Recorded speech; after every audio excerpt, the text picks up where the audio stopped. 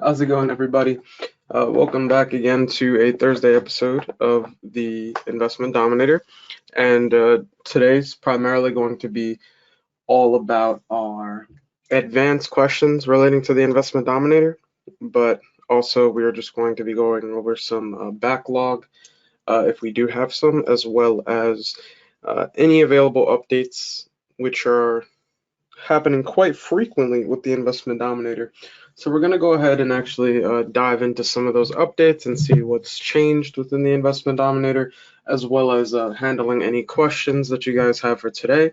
So I hope you came prepared.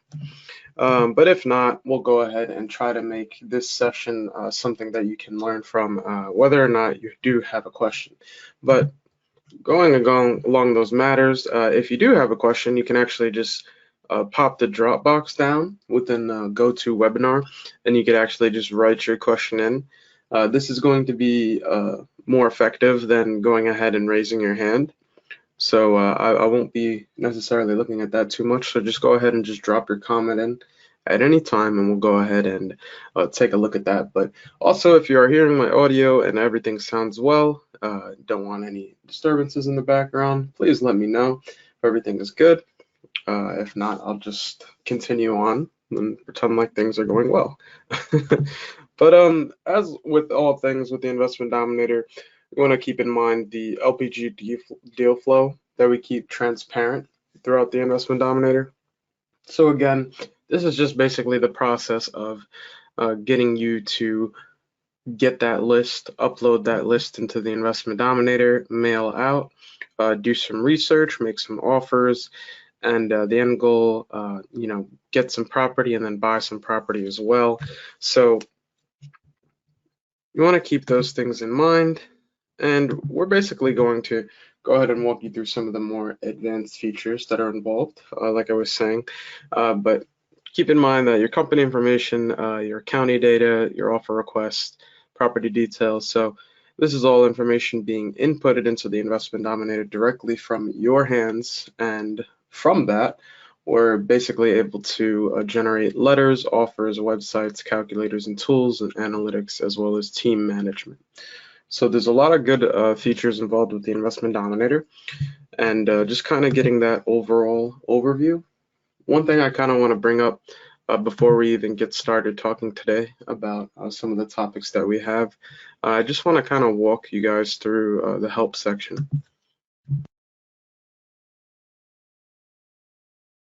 Now, when you get to the help section, you'll just notice this section right here called Search Our User Guide.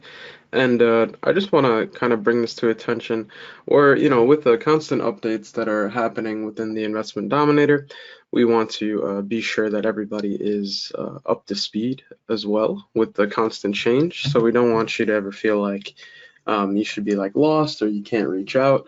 If it is a question more about functionality, let's say that you think is missing, for instance, you can go ahead and just submit a ticket to make sure that, things are being updated and make sure that things are changing so that it's nothing on your end.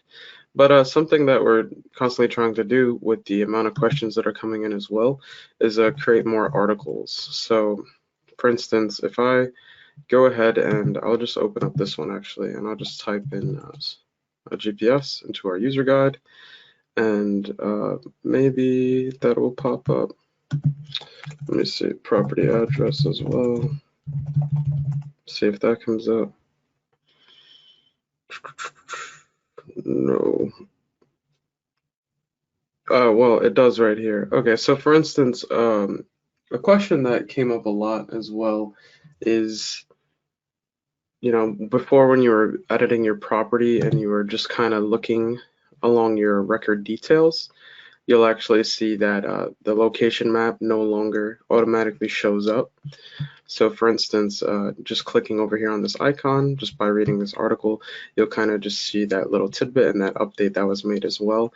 But as far as just, we'll kind of dive into that more later with a live example, but with the constant updates that are kind of happening, just keep in mind that you are using your user guide just kind of as a friendly reference so that you can understand the processes that are happening. And the real highlight of the user guide is just kind of these tabs as well. So you could just either go into the general tabs to get more like a general FAQ, kind of like how to do stuff, as well as specifically if you're working with the house or the land section. So for instance, if you go ahead and click on land, you'll notice it turns green, but you'll also notice the amount of articles pertaining to land that kind of pop up as well. So again, this goes as well with our integrations. So any new integrations that we're having with the Investment Dominator, you'll notice these changes right there as well. And our live Q&A calls, just as a reminder, these are here and these will be updated frequently, as well as just kind of customization as well, and loan servicing. So there's a lot of options for you to just really dive in, but if you're not really looking, or you don't know where to look, I should say, go ahead and just click that general tab and you should find something along related to your article.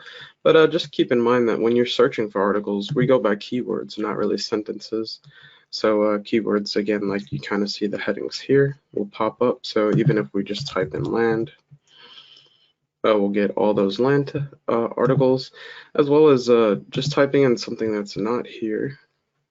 Type in offer, and then you'll see articles pertaining to offers that come up, and we're also going to discuss this as well. But let's go ahead and see if we have any questions for today before we kind of get started on some of the materials and the updates that we want to go over. And let's see now.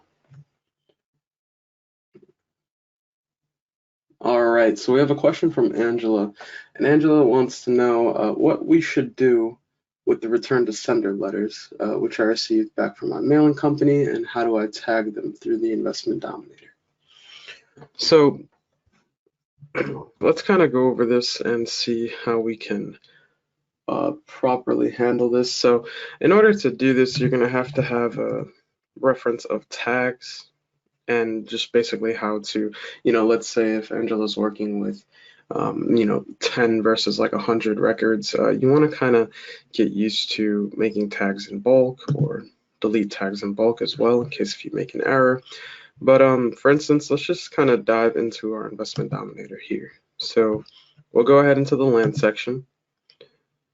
And I don't think I have too many records here. I should maybe have 20 records that we can work with. But let's see. So I'm in my land tab now. And what I want to do is I want to create a tag once I've properly identified the records. So for instance, in order to do that, you can actually, let's say I want to select this whole page of records right here. But I don't want to do this record. So I'll uncheck that one. And I selected all. Let's say I want to only do maybe the 10 that were on the other page. So I'll just unselect all of these, and our records on page 2 are all being selected right now.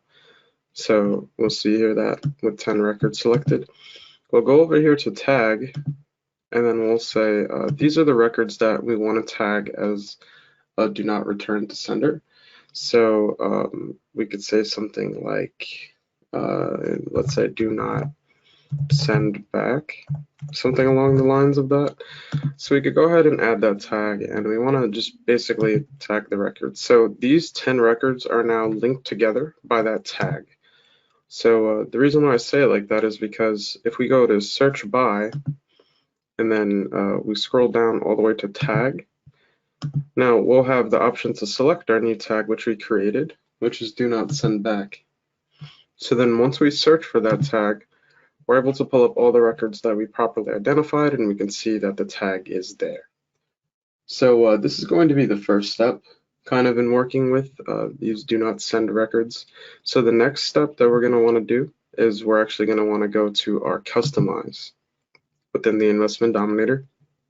And you want to go ahead and focus on a, let's say a custom,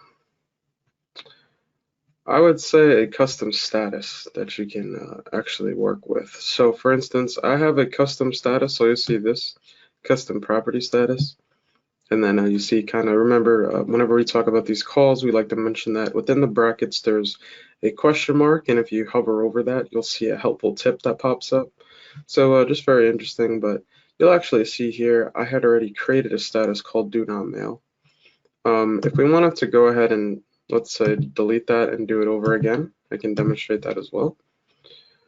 So under custom property statuses, what we're going to do is actually add a status, and this can go ahead, and we don't want to put it, let's put it under unassigned for right now, and status will be both for land and house. We're only working with land records for this instance, so we'll just keep it land. Let's say we have a status and we're just going to name it do not mail back. So that's our new status name, and we don't really need to generate anything regarding this status, so we're not going to need any of this information at all. Maybe later on we would want to generate documents or something, but for right now let's just focus on adding the status. So once you're done adding the status, what you'll notice is that it actually populates within the Investment Dominator, just like it did before. It'll say do not mail back. So once you go back to our land section here, we'll actually want to pull up those records that we just tagged. So go ahead and do the example that we did before when we search for the tag record, and then we just find our tag for do not send back, then we search. So now all these records which we tagged, we're going to want to change the status and make it the status that we properly handled and created. This is so that it does not conflict with whenever we're creating a campaign. And as you'll see here, these status are in prospect. So we want to change that so it doesn't mess with our mailings. So then we'll scroll down and we'll see here all the way at the bottom our new status which we created called do not mail back. You'll click on that status and then you'll confirm the move. So now what you'll notice is within your Investment Dominator, you have two ways of searching for these records once you've identified them. You have your tag, which is called do not send back, as well as your status, which is do not mail back. So you can always search for these records whenever you basically want them again. And I do believe we have an article about that. I just have to think about the name of what it would be called. But this basically solves that issue on how you can handle these records for right now. I'm trying to think of the name of that one article, but Angela, I do hope that this method helps you in what you were trying to do. So now just kind of diving into the Investment Dominator, and let's go ahead and see those updates. And again, if you have any questions at all regarding anything that you're either seeing on screen or any questions that you have involved with the Investment Dominator, just make sure to open up the questions drop down and go ahead and type your question in. But again, thank you, Angela, for that question. So we'll go over here to our land section again. Just want to get a clear view of this. And let's say that we're ready to generate our documents, and let's say we haven't used the Investment Dominator in quite some time, and you'll actually notice right away when you click onto the campaign section here, there's a new change that you'll see directly. So what you're doing with this is you're basically going to select the options that you want to work with, and then you'll have various other options that you can generate your documents with. And that might sound complicated, but just keep in mind what we're going to do now. So I have 9 prospect neutral letters out of 9 records. So I just want to keep that in mind. That's what these numbers mean. But let's say that I wanted to generate all 9, I should say, prospect neutral letters here.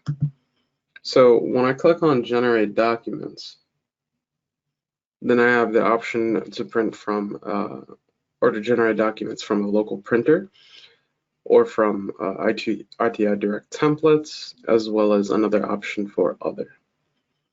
So if you're used to sending your mailings and going through ITI Direct, what you'll notice is this is basically kept the same.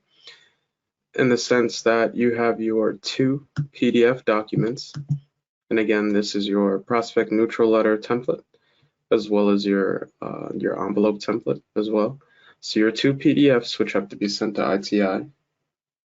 Then you also have another section here which you can generate your CSV template. So this is all the information that actually has to get sent to ITI. And an easy way to kind of just go about downloading everything all together is just selecting this option to download zip. So looks like we have some people that are missing this. So let's see. So we'll go through this one more time.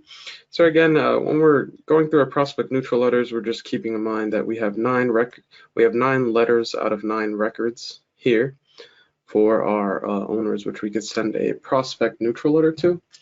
So what you'll do, you'll click on Generate Documents, and then select ITI Direct Templates, Local Printer, or Other. So Other is really, let's say if you're not sending to ITI Direct, and the REI print mail is still coming soon right now. Other gives you the option to basically have this in a doc template. So what I mean by that is any formatting that you need to basically edit before you send to the mail house of your choice, you're able to do that since you're provided 2 of these documents right here. So these are good for templates as well, because you can edit anything that you would need, as well as it does provide you with your CSV for your mailing list. So again, most of these options do have this download zip, so just keep that in mind. But if you wanted to individually download, you can as well click through these options here. So you're basically opening your generate documents and you're choosing how you want to do this. Another good option too is if you're just basically you want to see like a test preview of your documents, you can also just go to your local printer here, the option, and you'll see just the doc, the PDF, doc and PDF as well. So you can actually just click on these PDFs here, and you can just review them so that you make sure that everything is lined up, everything is okay with your signature, as well as any information pertaining to your, let's say your company phone number, and anything of that sort as well. So that's how you would go about generating documents. And do keep in mind that this is also available for custom document templates. But now, right now with the version of Investment Dominator, there is no option for you to have the RTI direct templates, which are available for your custom documents. You'll only notice 2 options here. So the 2 options would be local printer as well as other. So just keep in mind the option, like what can come from local printer. So again, you have your PDFs, and then you have your zip, and then clicking on this again, and we go to, or actually I should click on this one. We go into other, then you do have your doc files, which can be edited to your liking, as well as the CSV provided, and you do have the option again to print the zip to get everything. So hopefully that change does work for the best for your business and the Investment Dominator, and this is something that's going to stay consistent, and we do in the future do hope to provide ITI direct templates for, let's say, offers, or even for custom document templates, but as of right now we're still working things through.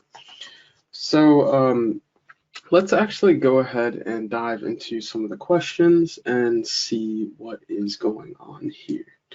So we do have a question,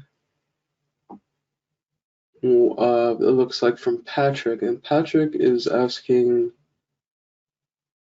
how that you can see people who are sending you an email.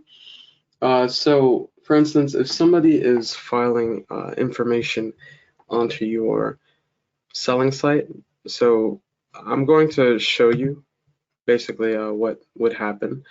Let's say a user gets your letters again, or they're just browsing through your site.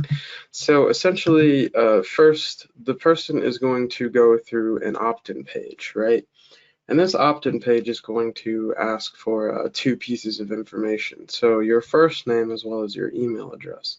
So let's say we have here John Adams, and then we have the email address, and I'm going to keep the email address as test@test.com. So when the user would go ahead and click notify me, you'll actually notice that right after filing that information, they're sent to your selling site. So your selling site, which you have worked through already and set up your custom domain for, will then present them with your properties listed and any availability that you would have, as well as providing a phone number to best reach your selling site as well. So that's kind of the first thing to understand. And once you're through with that, what you can see too is if you go to your marketing tab, you'll actually see that the record is entered right there from the opt-in page. So anytime people are going ahead to fill in that opt-in form and view your selling site, this is where that information will come through. But Patrick, what it looks like you're saying is that you're getting email notifications about messages about the buyer. So this would directly reflect in their record within the Investment Dominator. So even if you are not able to directly message through message back from getting a notification within Investment Dominator, go ahead and just take that APN or I believe it's the record number that's associated with that message and just search that user up again, and you should be able to see any inquiries that kind of come related to that matter.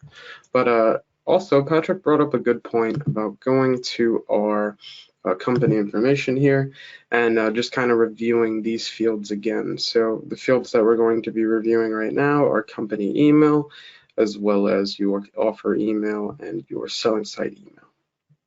So it's a good thing to highlight these because if you're getting email notifications and let's say you have 3 emails and it can be a little difficult to track depending on your organization, what you'll notice and something that's kind of recommended as well if you are not really up to par with your organization in that, you can actually just add a selling site email here and just leave it blank. And your offer email here as well, you could leave that blank. And the reason why we're doing this is so that we direct the traffic of both of these emails to our company email. So this will basically alert us of anything, and that'll be that company email that we have listed right there. So just keep that in mind, as well as any numbers that are associated with that. So your company phone number, and this, you wouldn't want to do the same thing for your phone numbers though. You would want to keep that separate. So we have a company phone number, as well as our offer phone number, and then our selling site phone. So just keep those things in mind. But hopefully that does answer your question. It's really all about going to the individual record as to which you're being pinged for that notification, and then just reviewing all the stuff within that. So again, I could give an example here. If I just click on this record, I just go to edit. So again, all this information that is being changed. So just keep in mind, as well as any notes that are associated, as well as any activity log made within the record as well too. So just keep that in mind. But hopefully that does answer your question. And now let's see if we have anything else available.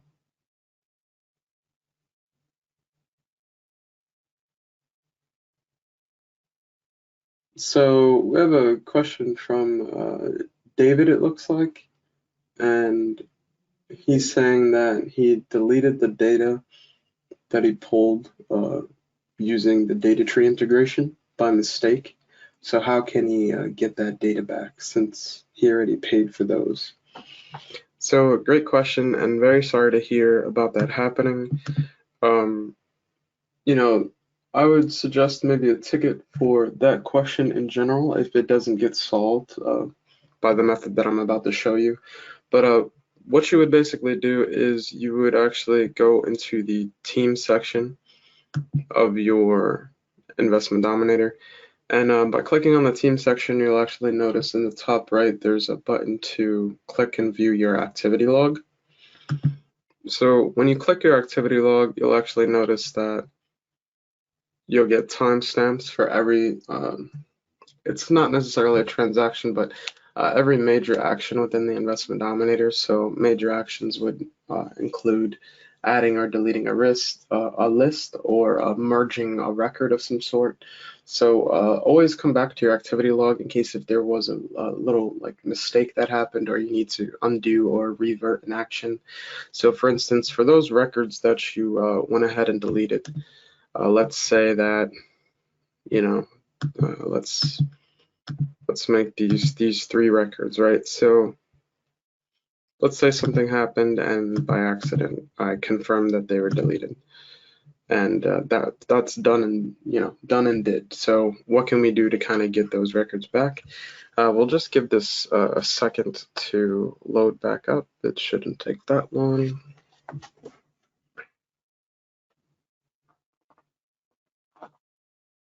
Okay, so 3 records have been successfully deleted from the system. So we'll click OK and close.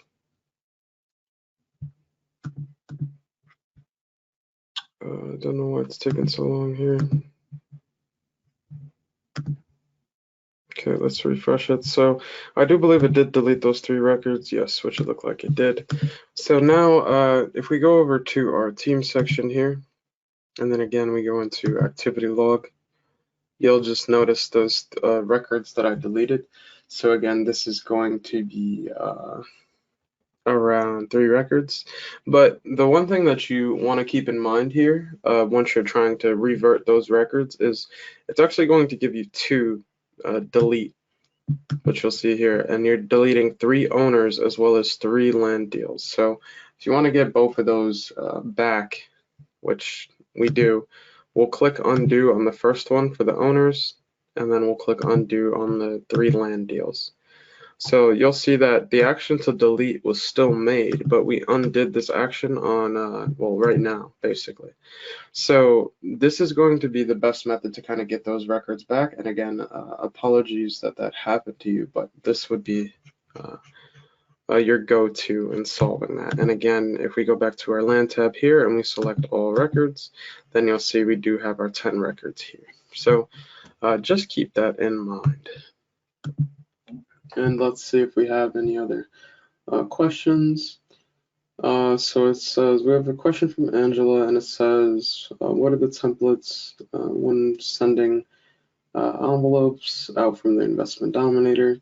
That'll be the best bet for a user guide article. So again, let's see if we could just type in letters. And this article right here called How to Set Up a Direct Mail Campaign, this is going to basically walk you through kind of all the information that you need in order to send out your mailings, as well as any additional information regarding envelopes as well. And questions like that pertaining to your business specifically, that's going to really help, just either going through your user guide and trying to self-help that, or a coach would be best advised for something like that as well too. So just keep that in mind. I do believe, I think that was maybe, there should be, let's see, maybe one more article kind of about that. We'll see here.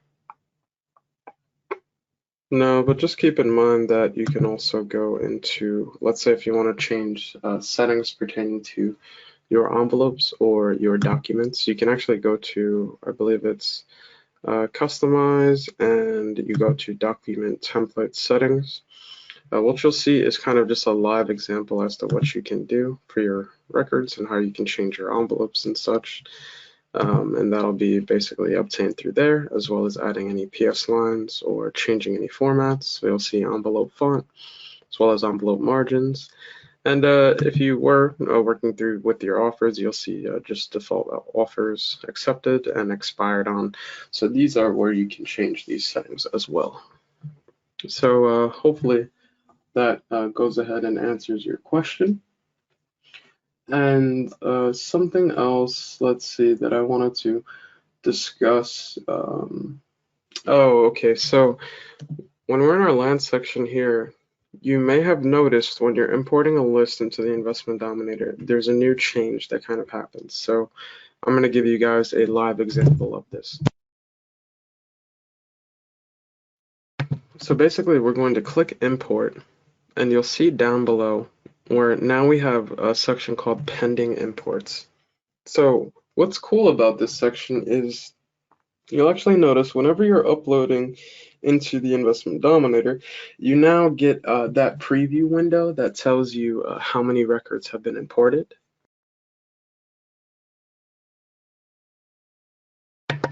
And you'll see that action come up. So for instance, this was a list that I imported recently.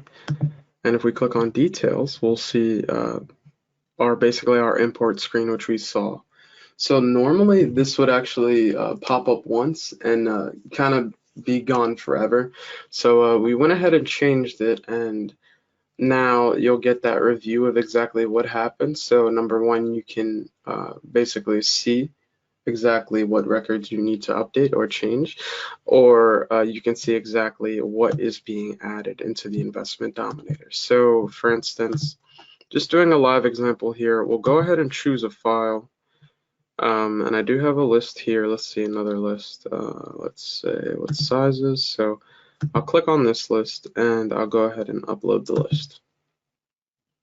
So now it says the system is importing your CSV file, and when the process ends, you will be notified.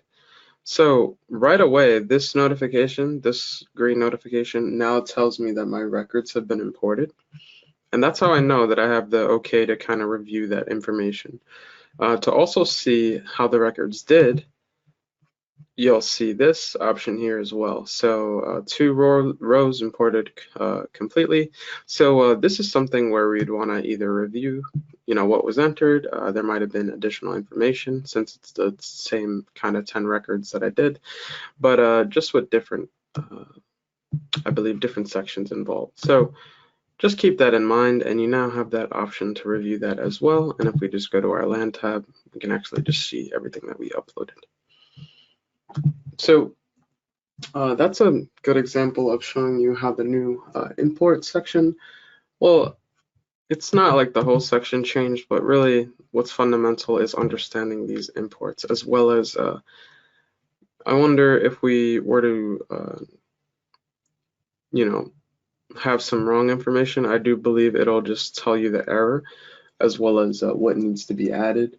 So for instance, if you're missing, let's say, the type column, and again, we could review a sample list.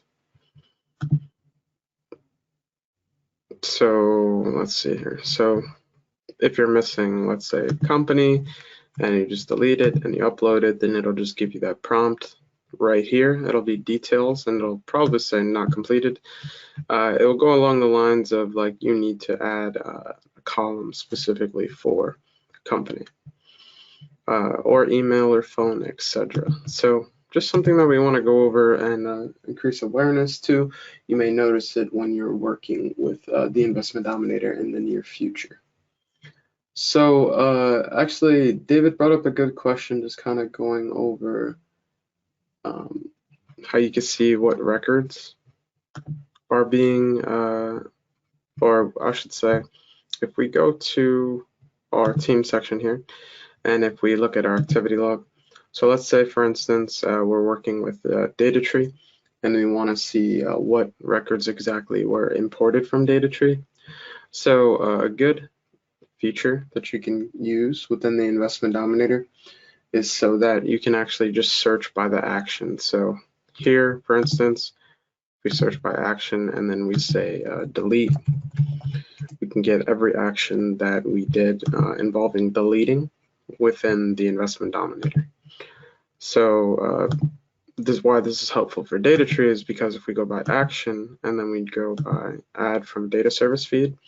So I don't currently have the Datatree subscription on this account, but for instance, if you did on your account, you're actually able to see all the times that you added records.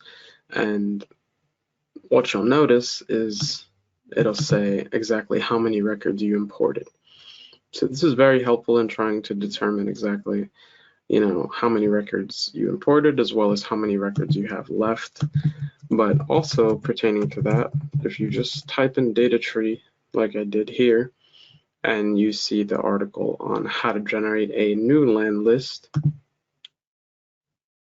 when you see this section here, which we'll scroll down to, so this section here, after you created your search criteria, what you'll actually notice is that you have a couple of numbers that pop up, as well as some sections for you to input information. So what you can do is right after you click Get Count, you'll actually notice that the button then turns into Refresh Count.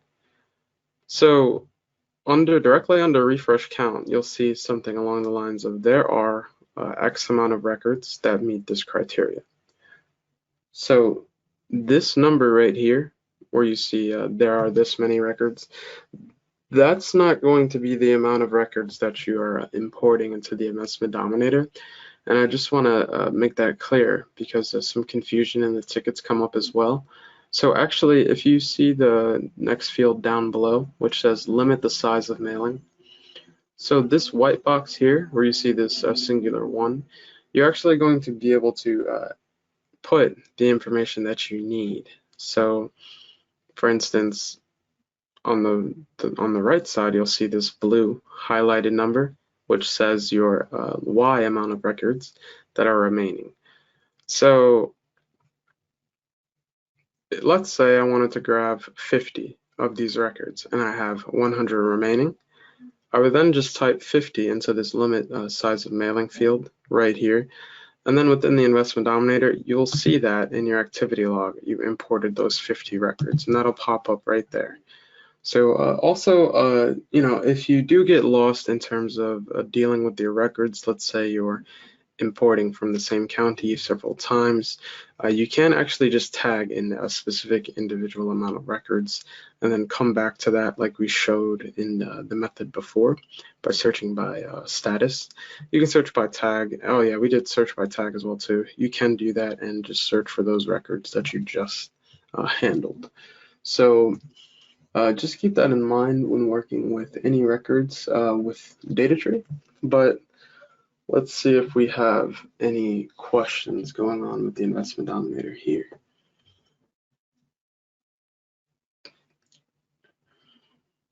So looks like we have a question coming in, and the question says, how can we, let's see.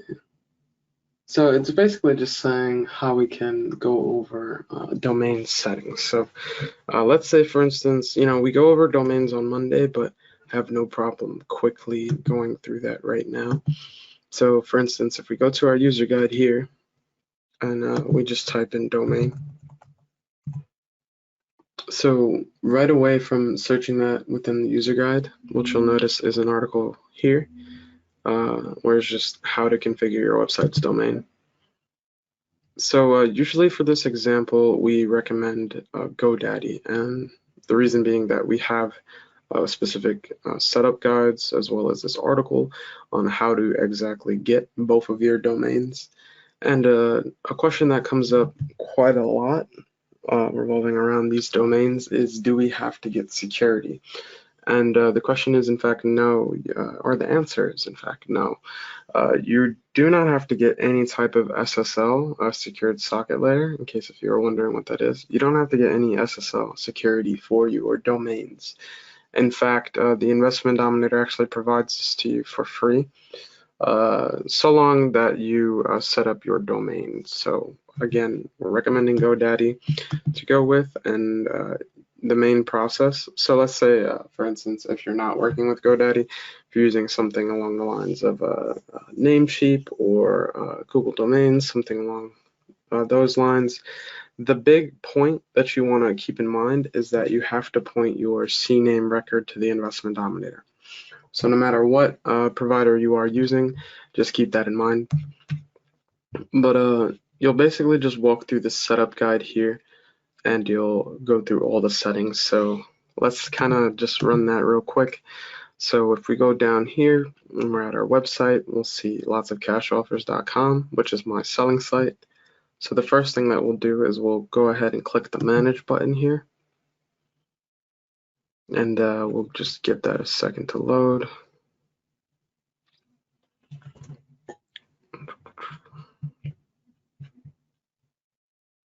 I'm going to click it one more time. There we go.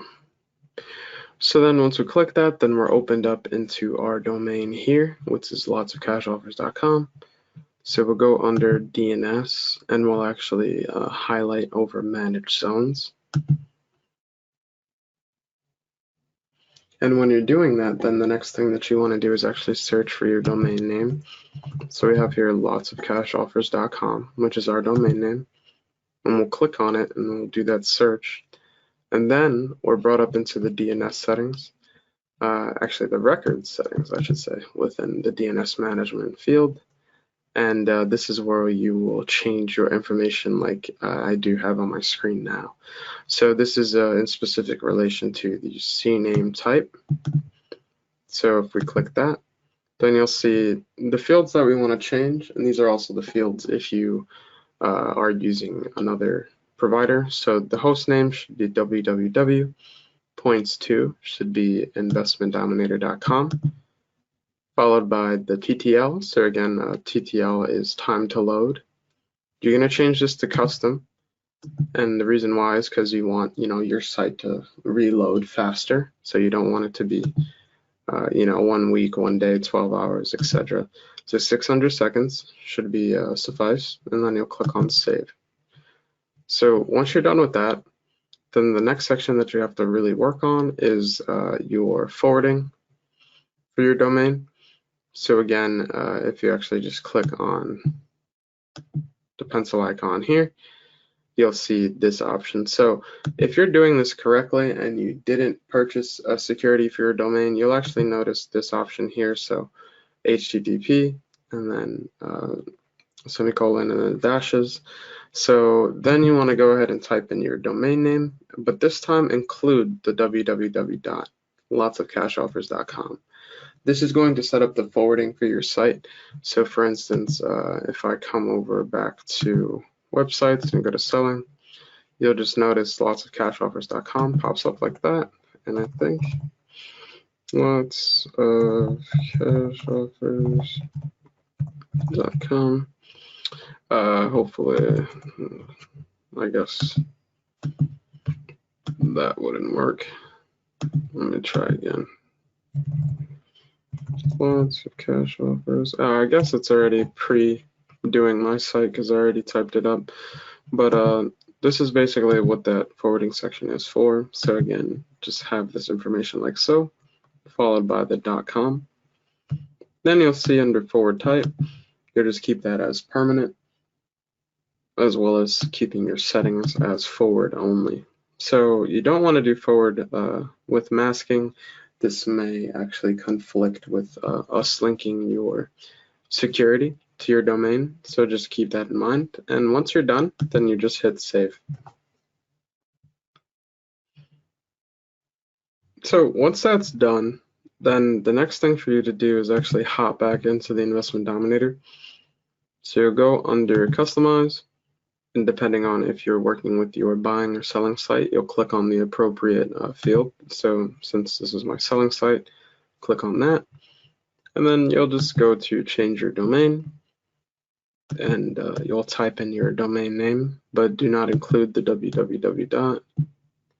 So for instance, mine's is just lotsofcashoffers.com.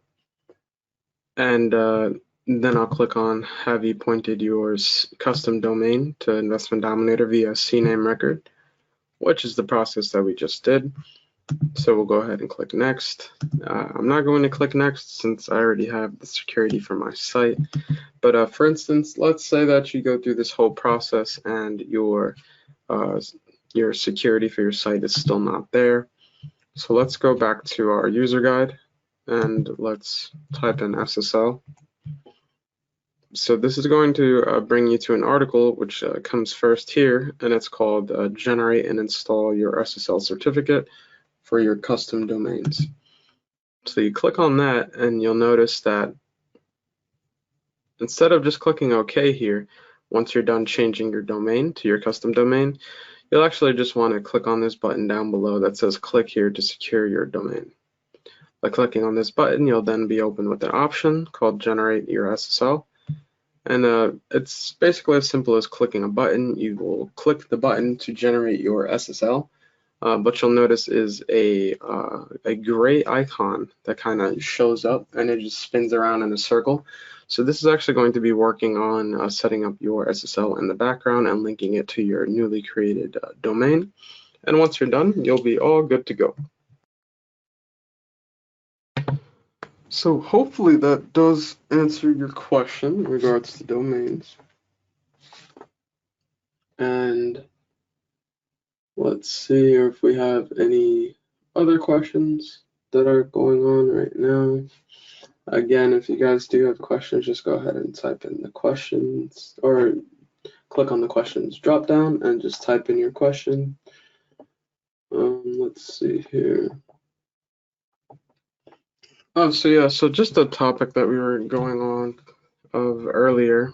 So once we're in the Investment Dominator, and let's say we're in the land section, for instance, if we want to work on a record, let's go ahead and click on the record and we'll go to edit.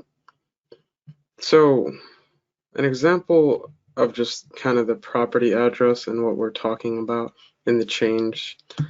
So for some reason this is already pre-filled here, but if I click on this little option here, you'll actually notice that it shows me the exact location again on the map. So before, what used to happen is this would actually just pre-populate the map. This is going to now actually not pre-populate for property address anymore. So just keep that in mind. You are now, so again, just kind of showing that again because that did go pretty fast. If we're working on a record and we specifically added GPS coordinates to this record prior to importing into the Investment Dominator, what you'll notice is you click on edit and you want to kind of just get a view of that property address.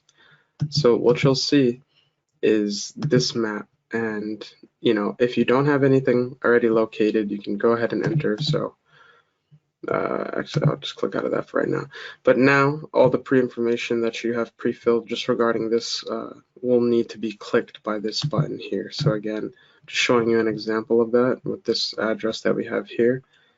Right as soon as you type in what you need to know, so again, click through the highlight the question marks within the brackets, and you'll just basically see just a tip.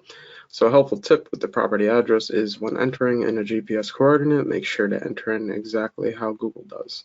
So specifically if you're working with, let's say, just longitude and latitude, that would also work. And then you could go ahead and enter that and then just click on this button here, and that'll populate the map. So it's still the same old functionality as before, but just kind of changed in a new update that you might not have seen. So once you're done again with that, or once you're done updating your record, you can just go ahead and click that blue button to go ahead and process that. Then you'll get that green notification here. So now let's go ahead and see if we have any additional questions for today. So another question from Angela, and Angela wants to know when we can find the sessions for recording and kind of when they're available. So you should notice that the week of the recordings, the following week, I believe on that the following Monday or the following Wednesday, you'll notice an update with the previous recordings, and that's what we're going to try to stick with going forward. But just kind of if you wanted to go ahead and preview those live Q&A calls, you just go over here. So again, sorry if that was fast. You're clicking on help, and you are going over here to our weekly live Q&A training calls. And you'll see here that you can register for our Monday session, which we go over our basically the big three and getting started with the Investment Dominator for our 5 p.m. sessions, as well as our noon sessions with the Investment Dominator on Thursday, which are dedicated to an hour of live Q&A. Any questions you might have. So again, just go ahead and hit the replays and you'll see all the replays that are available here. And we did update this recently, but again, we are pushing another update for this as well. So you'll see those new articles come up as well. But for instance, let's say that we wanted to kind of review the information that we have on these calls. What you would actually do is just click on the individual call that you want to work with, and you'll either decide if you want a Monday call, so more focused on setup and those questions, or a Thursday call, just dedicated to all sorts of questions. And this is how typically a Monday call is set up. So again, we'll display the big three up here. So again, our signature and profile, then our company information, as well as last our domains. So then after that, then we'll break down any questions that we do have. And if you go ahead and click right here, this is actually the live stream video, which we uploaded to YouTube. So these timestamps are going to be exactly when we went ahead and talked about those updates. So for instance, you'll notice sections like what we talked about today. So just kind of going over the new campaign section, let's say, and then an associated timestamp with that. So this is a Monday call. Let's actually go ahead and look at, here. Let's look at a Thursday call. So again, a Thursday call is just focused on the questions only. So you'll just see it jumps straight away into what we talked about and discussed on the call. So hopefully that answers your question. And let's see if we have any more questions. So let's see, another question from David, and David's asking, how do we remove unnecessary tags we created? Great question, David. So let's actually walk through this step by step. So let's say, for instance, we're in our land tab, and I've actually seen this happen before, but let's say we're working with a couple of records, and let's say the tag is maybe, wrong tag, for instance. So we'll do that just for this example.